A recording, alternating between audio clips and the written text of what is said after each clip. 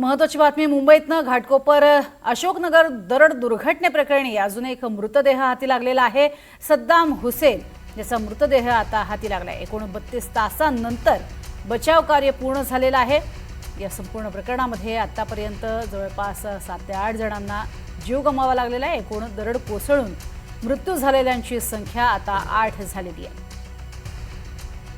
आपण बघतोय हा संपूर्ण परिसर जो पूर्णपणे डोंगराळ भाग आहे आणि या भागामध्ये मोठ्या प्रमाणात काही अधिकृत तर काही अनधिकृत स्वरूपामध्ये घरं आहेत। एन्क्रोचमेंटचा भाग आहे असं वारंवार सांगितलं जातंय।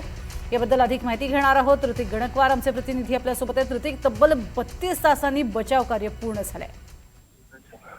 नक्कीच आपण बघतोय की ही घटना जी आहे ती काल 3:48 पहाटेच्या वेळी घडलेली होती आणि त्यानंतर तात्काळ त्या ठिकाणी मदत देखील पोहोचलेली होती। मात्र घटना एवढी भीषण होती आणि दरड एवढ्या मोठ्या प्रमाणात मोठे दगड होते आणि सगळ्यात महत्त्वाचं सर्व ज्या चिंचोळ्या गल्ल्या होत्या त्यामुळे बचाव कार्य करण्यास अडथळे निर्माण होत होते। आणि अशातच आपण बघितलं तर आता बचाव कार्य जे आहे ते पूर्णपणे संपलेलं असून जो शेवटचा एक मृतदेह होता तो बाहेर काढण्यात आलेला आहे। सद्दाम असं या व्यक्तीचं नाव होतं, तो देखील या दरडीच्या खाली आलेला होता। एकंदरीत पूर्ण 8 मृतदेह जे आहेत ते या घटनेत आपण बघितलं तर दगावल्याचं पाहायला मिळतंय आणि जवळपास 10 ते 12 लोक जे आहेत ते जखमी झालेले आहेत। त्यांना काहीसं खरचटलेलं आहे, काहींना मुक्का मार देखील लागलेला आहे।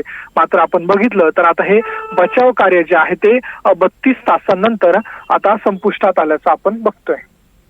नक्कीच तुर्तास धन्यवाद या संपूर्ण माहितीसाठी।